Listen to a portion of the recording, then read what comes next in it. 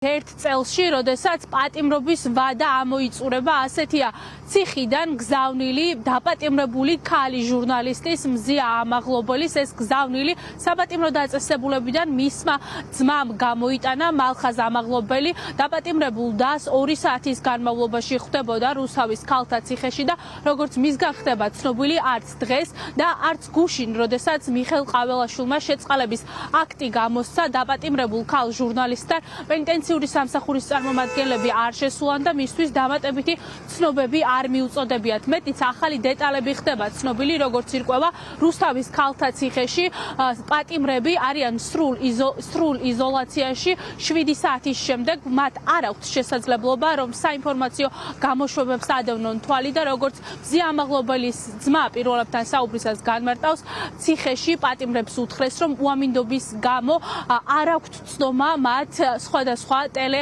არხებზე. მზია ამაღლობელი მადლობას უხდის მის მხარდამჭერებს, ასევე იმ ადამიანებს, ვინც უკვე მეორე დღეა ქალთა ციხესთან მის გათავისუფლებას ელოდება და ამბობს, რომ გაგრძელებს ბრძოლას და ციხიდან გამოვა მას შემდეგ, რაც პატიმრობის ვადა ამოიწურება. ინფორმაცია მას არ გააჩნია. არც ხელმძღვანელობიდან არავინ არ მისულა, არაფერი არ უთქმიათ.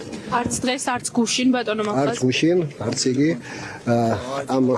ამინდის გამო არხებს ვერ უყურებს ტელევიზორს. არ არის მაუწყებლობას? არა, ამინდის გამო არის. ზოგადად პატიმრების გაშვების პროცესი დაწყებულია. მისი თანამესახნეების შესახებ ხო არ აქვს ინფორმაცია? ინფორმაცია არ აქვს. არ არის ინფორმაცია. მოლოდინის არ აქვს ამტყურო. ახლა ვინდობით ბათუმში თქვენ? ბათუმში არ ჯერჯერობით აველოდებთ, ყოველ შემთხვევაში მზიას კი არა, შეიძლება სხვა ვიღაცა გამოვიდეს რა ვიცი. როგორც ჩვენ მასარაკი ინფორმაცია აგროვე ჩვენ. ძალიან ხრედაა და შემართებით არის, ასე რომ თქვა ერთ წელიწადში შევხვდებით და გამოვართ. მანამდე მოლოდინი არ აქვს რომ მალავის მოლოდინი არ კარი გაიხსნება. მეხუთე ქალთა კოლონიასთან გაჩვენებთ ახლა რა ვითარება შიდა სივრცეში.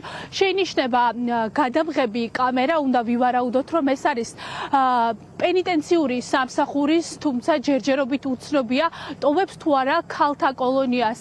ვინმე ეს რამდენიმე წუთში გახდება ცნობილი დღეს უკაცრავად მთელი დღის განმავლობაში რუსთავის ქალთა ციხესთან არიან სინდისის პატიმრების ოჯახის წევრები.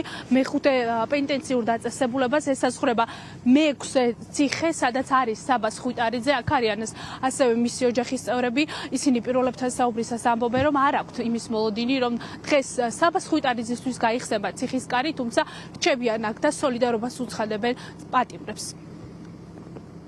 უკანასკნელი 24 საათია საქართველოს მოსახლეობის რაღაცა პროცენტი ვიმყოფებით ქართული ოცნების ტერორის, ფსიქოლოგიური ტერორის ქვეშ. გუშინ მთელი დღის განმავლობაში ჩვენ არ გვეუბნებოდნენ საერთოდ არსებობს თუ არა შეწყალებულთა სია. შუაღამეს გვითხრეს 11 საათზე რომ არსებობს ეს სია, ციფრი გაგვაცნეს, მაგრამ არავინ გათავისუფლებული ჩვენ არ გვინახავს. აქ მე დღეს დილიდან მოვედი, იმიტომ რომ ჩემი მეგობრებმა ღამე გაათენეს, თქვენ ყველამ ღამე გაათენეთ აქ და მოვედი თქვენთან, იმიტომ რომ მიყვარხართ და ვფიქრობ, რომ ჩვენი მთავარი ძალა არის ეს სიყვარული და ერთობა და რაც მთავარია მოვედი იმისათვის, რომ მზია მიცოდეს, რომ ჩვენ აქ ვდგავართ და ჩვენის გვიყვარს. ეს არ შეიძლება, ეს არის ადამიანების ტანჯვა რა, ხა შიგნითაც იტანჯება პატიმარიც და ოჯახის წევრებიც გარედან, როცა არავინ არ იცის, მაგას ჯობია რომ გვარი სახელი იცოდე, ან ის იცოდე რომ არ გამოდის და ცოტა სხვანაირად არის განწყობა ადამიანის და ხა ყველა ცოდვა ამ შემთხვევაში გინ პოლიტპატიმარი დაარქვი და გინ ისე პატიმარის ოჯახის წევრები. რა მნიშვნელობა აქვს ადამიანი არც უნდა იყოს დასამალი და ეს არ შეიძლება არც ერთი პატიმრის თუნდაც ოჯახის წევრების და თუნდაც შიდა პატიმრების აი ესეთი ფორმით ეს არის წამების ტოლფასი. გაქვთ მოლოდინი რომ დღეს საბასთვის გაიხსნება ციხის კარი? არა მაგის მოლოდინი.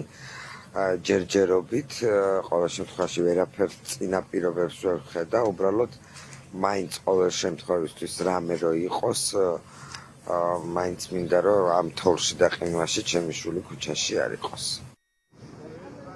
უკვე 24 საათზე მეტია, რაც პატიმრების ოჯახის წევრებს ნერვების ომი მოუწყო. პირდაპირ შეიძლება ასე ითქვას ქართულმა ოცნებამ. მიხეილ ყაველაშვილმა შეწყალების აქტი გამოსცა, თუმცა ამ დრომდე უცნობია, ვინ მოხვდა მის სიაში. ჩვენ ვრჩებით ქალთა კოლონიასთან და დაგიბრუნდებით მოვლენების განვითარების შესაბამისად.